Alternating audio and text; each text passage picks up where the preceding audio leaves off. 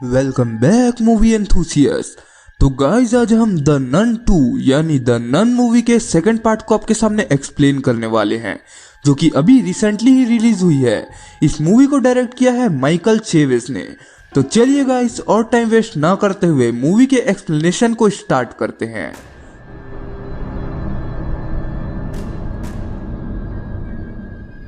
तो मूवी की स्टार्टिंग होती है सन 1956 में, जहां हमें फ्रांस का टेरेस्कोन नाम का एक जगह दिखाया जाता है। अब हम एक जैक्स नाम के लड़के को देखते हैं, जो कि हमेशा चर्च में फादर की हेल्प किया करता था। अब एक दिन वो बेसमेंट में फादर के लिए वाइन लेने के लिए जाता है और तभी वहां पर वाइन की बोतल अपने आप बर्स्ट हो जाती है। अब जब जैक्स एक फुटबॉल को किक मारता है तो फुटबॉल अपने आप उसके पास रिटर्न आ जाती है। अब जब जैक्स फादर के पास रिटर्न आता है तो वह काफी डर जाता है, क्योंकि वह देखता है कि फादर अपने आप हवा में लेविटेट हो रहे हैं। और फिर अचानक से फादर की बॉडी में आग लग जाती है और फादर यहाँ पर जैक्स के सामने ही मारे जाते हैं। और यहाँ से हमें पता चलता है कि इस जगह को वेलिक यानी वो नन हॉन्ट कर रही है। और बिलीव मी गाइस, जब आप इस वाले सीन को थिएटर में देखोगे तो आपके रोंगटे खड़े हो जाएंगे। अब इस घटना के तुरंत बाद हम एक आदमी को चर्च के बाहर जाते हुए देखते हैं, जिसकी शैडो बिल्कुल नन जैसी थी। अब यहाँ पर हम व्यूवर्स को समझ आता है कि वो आदमी जो भी है वह नन के कब्जे में है, यानी कि उसे वेलिक ने पोजेस किया हुआ है। नेक्स्ट सीन में हम सिस्टर आयरीन को देखते हैं, जिसे हमने द नन के फर्स्ट पार्ट में भी देखा है।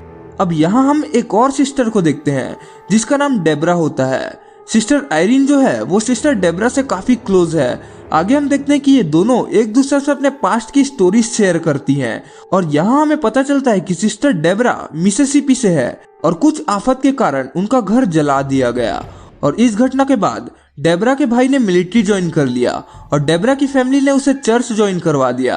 और डेब्रा का गॉड की तरफ या नन बनने की तरफ कोई भी इंटरेस्ट नहीं है। अब यहाँ आयरीन अपनी स्टोरी बताती है और वो कहती है कि वो अपनी मॉम से काफी क्लोज थी और उसकी मॉम काफी धार्मिक थी और उन्हें कुछ विजन्स भी आते थे। अब ऐसे में आयरीन के फादर ने डॉक्टर्स बुला के उसके मॉम को अलग कर दिया और इसके बाद से आयरीन चर्च ज्वाइन कर ली। खैर अब इसके अगले सीन में हम देखते हैं कि आयरीन को सोते हुए एक विजन आता है जिसमें वो नन को देखती है। और यहाँ पर मॉरिस नन से पोजेस होकर हेल्प के लिए चिल्ला रहा होता है। अब नन के पार्ट 1 में हमने मॉरिस को देखा है। अगर आपको पार्ट 1 याद है तो आप मॉरिस को जरूर जानते होंगे, और अगर नहीं जानते तो आगे आपको पता चल जाएगा।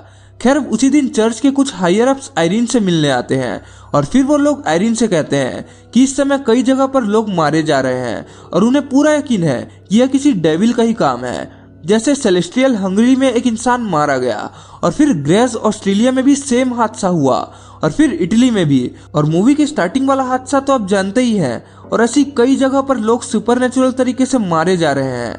अब यह एक पैटर्न जैसा था जिसमें लोग मारे जा रहे थे और यह डेविल अब वेस्ट की तरफ जा रहा है, क्योंकि इसी डेविल ने ही सबको मारा है।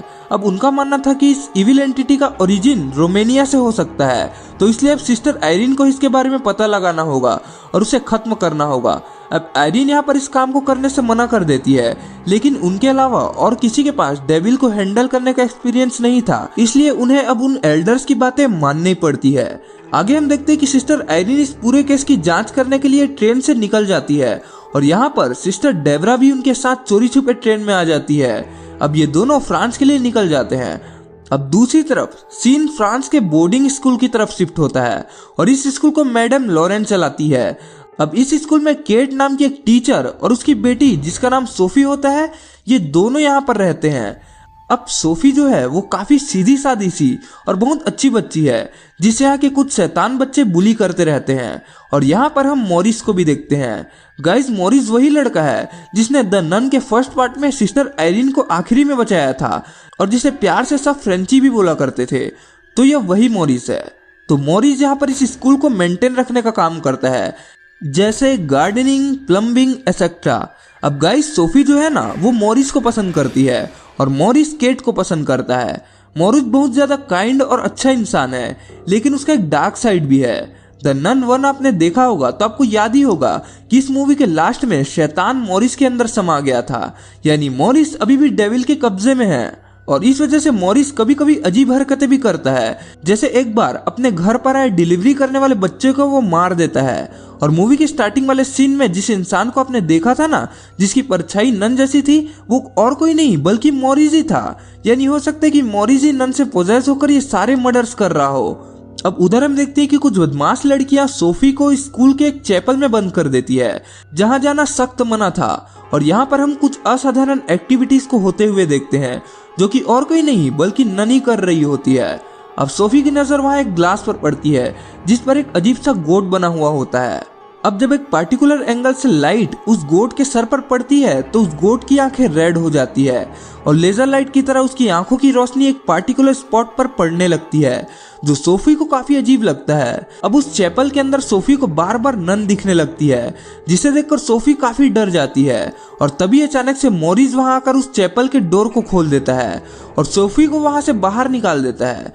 लेकिन बाहर आने के बाद भी सोफी काफी डरी हुई होती है और चैपल से बाहर जाने के बाद भी सोफी को कई बार नन दिखाई देती है, जिससे सोफी को यह समझ आ जाता है कि यहाँ कुछ तो गड़बड़ है। उधर हम देखते कि मॉरिस केट के पास जाता है और उससे पूछता है कि इस चैपल को बंद क्यों रखा गया है, जिस पर केट उसे बताती कि मैडम लॉरेन का एक बेटा था जिसका नाम सड्रिक था, और जब पास्ट में बमबारी हुई थी तो सड्रिक उसी चैपल के अंदर मारा गया और तभी से इस चैपल को लॉरेन बंद रखती है। उधर हम देखते हैं कि सिस्टर आयरीन और डेबरा फ्रांस का टेरिस्कोन में उसी चर्च में जाती है जहां पर नन ने फादर को जला के मारा था। अब वहां उन्हें पता चलता है कि फ्रेंची नाम का एक लड़का यहाँ काम करता था, और फ्रेंची नाम सुनते ही सिस्टर आयरीन ये समझ जाती है कि ये फ्रेंची नाम का बंदा और कोई नहीं बल्कि मॉरिस ही है। और साथ ही वो ये भी जान जाती है कि मॉरिस नन से पोजेस है, क्योंकि उसे याद आता है कि पहले वाले पार्ट में कैसे मॉरिस के अंदर नन समा गई थी। आगे हम देखते कि आयरीन यहाँ जैक्स से मिलती है और सिस्टर आयरीन को जैक्स के पास फादर का रोजरी दिखता है और फिर वो जैक्स का पीछा करने लगती है। अब चलते चलते आयरीन एक बुक स्टॉल के पास पहुंच जाती है और यहाँ हम देखते हैं कि कैसे बुक्स के पन्ने अपने आप पलटकर नन की पिक्चर बनाते हैं। और तभी यहाँ झट से नन आयरीन के सामने आ जाती है और तभी आयरीन वहीं पर बेहोश हो जाती है। आगे हम देखते हैं कि डेबरा वहां पर आकर आयरीन को तुरंत डॉक्टर के पास ले जाती है और यहाँ आयरीन बेहोशी की हालत में भी कई सारे विजन्स देखती है, जैसे कोई इंसान किसी लेडी की आंखों में चाकू मार रहा है या फायर एक्सेट्रा। और यहाँ पर हमें समझ नहीं आता है कि आखिर ये विजन्स का मतलब क्या है, लेकिन आगे आपको इन विजन्स का मतलब पता चलेगा। उधर हम देखते कि मैडम लॉरेन को रात के समय कुछ आवाजें आने लगती है और जब मैडम उठकर चैपल की तरफ जाती है तो देखती है कि मॉरिस चैपल की दीवार पर अपना सर पटक रहा होता है, जिसे देखकर मैडम को काफी अजीब लगता है। आगे मैडम लॉरेन मॉरिस को पुकारती है, जिससे मॉरिस को होश आ जाता है और मॉरिस चुपचाप वहां से चला जाता है। अब मॉरिस के जाने के बाद मैडम को फिर से चैपल के अंदर से आवाजें आने लगती है और इस बार मैडम को कोई मामा कहकर चैपल के अंदर से पुकारता है और मैडम लॉरेन चैपल के अंदर चली जाती है। अब अंदर जाते ही मैडम को उसके बेटे सड्रिक का घोष दिखाई देता है, जिसके पीछे और कोई नहीं बल्कि नन होती है। आगे हम देखते हैं कि सड्रिक का घोष मैडम पर अटैक करता है और एक बड़ा सा चेन मैडम लॉरेन के ऊपर गिर जाता है, जिससे लॉरेन की ऑन द स्पॉट मौत हो जाती है। अब इसके अगले दिन केट को लॉरेन की बॉडी चैपल के अंदर मिलती है, जिसे देखकर पूरा स्कूल डर जाता है और सोफी भी काफी शॉक में चली जाती है। आगे हम देखते हैं कि अब आयरीन को होश आता है और अब वो चीजों को समझने लगती है। सबसे पहले तो वो उन कत्ल वाले फोटोज को ध्यान से देखती है और उसे इन सब फोटोज में एक चीज कॉमन नजर आती है और वो है एक अजीब तरह का सिंबल जो कि सभी फोटोज में था, और इसी सिंबल को उसने जैक्स के पास वाले रोजरी में भी देखा था। अब इन सब के अलावा उसने एक और चीज नोटिस की। दरअसल उसने अपने सपने में सेंट लूसी को देखा था, जिन्हें पिगन्स ने मारकर उनकी दोनों आंखों को निकाल लिया था, और इस सिंबल से जरूर सेंट लूसी का कुछ कनेक्शन था। अब इस सिंबल के बारे में जानने के लिए आयरीन अपने एक फ्रेंड के पास जाती है जो कि कैथोलिक आर्काइव्स में काम करता था और वो इस सिंबल को पहचान जाता है। वो आयरीन को बताता है कि ये सिंबल एक फैमिली क्रिस्ट है। दरअसल पास्ट में जब सेंट लूसी को पिगन्स द्वारा मौत के घाट उतार दिया गया था और उनकी आंखें निकाल दी गई थी, तब सेंट लूसी की फैमिली बच गई थी और उनकी फैमिली ने उनकी आंखों को प्रोटेक्ट करके कहीं रख दिया। फिर वो बताता है कि जिसके पास भी यह सिंबल है वो सेंट लूसी के ही वंशज है और उन्हें ही वो डेविल मार रहा है। इसका रीजन है कि उस डेविल को सेंट लूसी की आंखें चाहिए, क्योंकि अब उनकी आंखें एक हॉली रेलिक है। वो डेविल पहले एक एंजल हुआ करता था जिसे गॉड ने ठुकरा दिया, जिससे उसकी शक्तियां चली गई और इस हॉली रेलिक को पाकर वो वापस से अपने उन खोई हुई पावर्स को पाना चाहता है। अब आयरिन को उस हॉली रेलिक यानी सेंट लूसी की आंखों को खोजना होगा और उन्हें उस डेविल के अगेंस्ट यूज करके उसे नर्क में भेजना होगा। आयरिन सोचती है कि आखिर ये हॉली रेलिक कहाँ है, जिस पर उसका फ्रेंड बताता है कि यह रेलिक जिल पॉल रेडार नाम के व्यक्ति के पास है, जिसे उसने एक मोनिस्ट्री में दफना दिया था। वो फ्रेंड आयरिन को बताता है कि जिस जगह पर उस रेलिक को दफनाया गया था फिलहाल वहाँ एक गर्ल्स बोर्डिंग स्कूल है, यानी जहाँ पर केट और सोफी रहती है उसी बोर्डिंग स्कूल के एक चैपल में वो रेलिक दफन है और वो नन भी उस स्कूल में है। यानी मॉरिस को पोजेस कर वो नन भी रेलिक खोज रही है। अब यह सब जानने के बाद आयरिन और डेब्रा दोनों उस गर्ल्स बोर्डिंग स्कूल की तरफ चले जाते हैं। उधर हम मॉरिस को देखते हैं जो कि सोफी और केट के साथ था, लेकिन तभी नन यानी वो वेलक मॉरिस के ऊपर हावी हो जाती है, जिसे देखकर केट और सोफी दोनों डर जाते हैं और मॉरिस सोफी के ऊपर अटैक भी कर देता है। फिर मॉरिस अपने आप को कंट्रोल करते हुए केट और सोफी को जल्द से जल्द वहां से जाने को बोलता है और तभी आयरिन भी वहां पहुंच जाती है। फिर आयरिन उन्हें बताती है कि मॉरिस पोजेस हो गया है और जैसे ही आयरिन ऐसा बोलती है वैसे ही मॉरिस पूरी तरह से डीमन के कब्जे में आ जाता है। आगे हम देखते हैं कि मॉरिस आयरिन और डेब्रा दोनों पर अटैक कर देता है और तभी डेब्रा मॉरिस के सर में एक डंडा मारकर उसे बेहोश कर देती है। इसके बाद डेब्रा और आयरिन दोनों मिलकर मॉरिस को एक रस्सी से बांध देते हैं और फिर वो लोग चैपल में जाकर सेंट लूसी की आंखें ढूंढने लगते हैं। इसके बाद सोफी उन दोनों को चैपल के शीशे में बनी उस मॉन्स्टर जैसी दिखने वाले बकरे को दिखाती है और उन्हें बताती है कि इस बकरे की आंखों से लाइट निकलती है। और ये बात सुनते ही आयरिन डेब्रा को ग्लास के ऊपर उस पार जाकर टॉर्च मारने को कहती है और जैसे ही डेब्रा उस बकरे की आंखों में टॉर्च मारती है वैसे ही उस बकरे की आंखों से लाइट निकलती है जो कि एक पर्टिकुलर स्पॉट पर पड़ती है। फिर आयरिन उस जगह को खोदने लगती है जहां पर लाइट पड़ रही थी और फिर आयरिन को सेंट लूसी की आंखें मिल जाती है। आगे हम देखते हैं कि मॉरिस को होश आ जाता है और वो अपनी रस्सी तोड़कर आजाद हो जाता है और यहाँ पर मॉरिस तो पोजेस था ही, लेकिन शैतान यहाँ अपने ओरिजिनल रूप में भी दिखाई देता है जो कि और कोई नहीं बल्कि वो बकरे वाला ही रूप था। और फिर वो शैतान उन बुली करने वाली लड़कियों पर अटैक कर देता है। यहाँ पर डेब्रा उन लड़कियों को उस डेविल से बचाती है, लेकिन डेविल अलग अलग रूप में आकर उन बच्चियों को डराने लगता है और फिर वह डेविल मैडम लॉरेन के रूप में भी उन पर अटैक करता है। अब उधर मॉरिस आयरिन पर हमला कर देता है और तभी सोफी सेंट लूसी की आइस लेकर बेल टावर पर चढ़ जाती है और मॉरिस भी सोफी के पीछे भागने लगता है और फिर वो भी बेल टावर में चढ़ जाता है। और यहाँ हम देखते हैं कि मॉरिस जैसे ही सोफी के पास आता है वैसे ही वो हॉली रेलिक यानी सेंट लूसी की आइस अपने आप एक्टिवेट हो जाती है और उसमें से रोशनी निकलने लगती है और मॉरिस उस लाइट को देखकर थोड़ा सा घबराता है और इन एक्टिविटीज के चलते बेल टावर हिलने लगता है और फिर बेल टावर का बेल टूटकर गिर जाता है।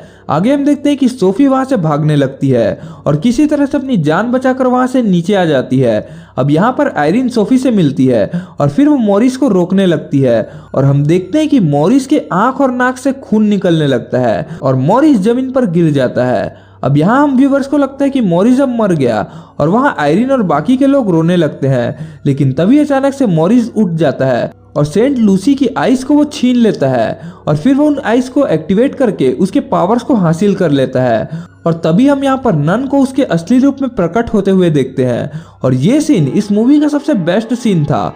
दूसरी तरफ हम देखते हैं कि केट सभी बच्चों को संभाल रही होती है क्योंकि डेविल अब भी उन बच्चियों पर अटैक कर रहा होता है और फिर वो डेविल उन बुली करने वाली बच्चियों में से एक बच्ची पर चाकू से स्टेप कर देता है, लेकिन किसी तरह से ये लोग उस डेविल से छुपकर बचने लगते हैं और केट भी उन बच्चियों के साथ ही थी और उन्हें प्रोटेक्ट कर रही थी और डेब्रा उधर आयरिन और सोफी के पास थी। उधर हम देखते हैं कि नन अब काफी पावरफुल हो गई थी और फिर वो आयरिन को हवा में उठाकर आग से जलाने लगती है, बिल्कुल उसी तरह से जैसे उसने मूवी की स्टार्टिंग में फादर को जलाया था। अब आयरिन को यहाँ पर उसकी मॉम की याद आती है जिससे हमेशा कहा करती थी कि वो हर पल आयरिन के साथ रहेगी और जब आयरिन को यह बात याद आती है वैसे ही आयरिन को हिम्मत आता है और उसकी आग बुझ जाती है और अब आयरिन समझ गई थी कि नन यानी वेलक को कैसे हराना है। अब गाइस यहाँ पर पूरा खेल बिलीव का है, यानी अगर कोई बिलीव करे कि चर्च में दिया गया वाइन क्राइस्ट का ब्लड है तो वो सच में क्राइस्ट का ब्लड बन जाता है और अब आयरिन भी यह बात समझ जाती है।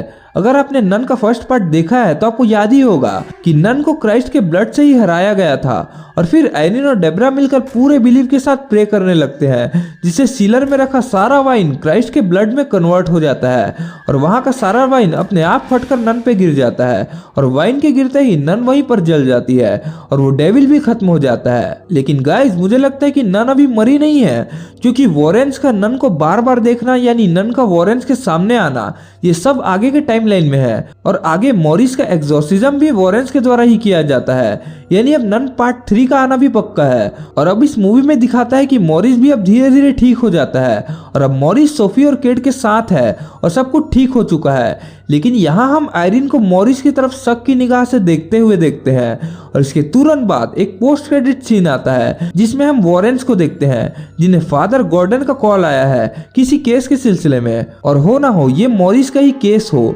खैर जो भी होगा ये हमें इसके अगले वाले पार्ट में देखने को मिलेगा और इसी के साथ यह मूवी यहीं पर एंड हो जाती है। तो गाइस अगर आपको यह मूवी का एक्सप्लेनेशन पसंद आया हो तो आप इस वीडियो को लाइक करके अपने दोस्तों के साथ भी जरूर शेयर करना, और अगर आप चाहते हैं कि मैं इसके फर्स्ट पार्ट को भी आपके सामने एक्सप्लेन करूं तो आप इस वीडियो में ज्यादा से ज्यादा कमेंट करना।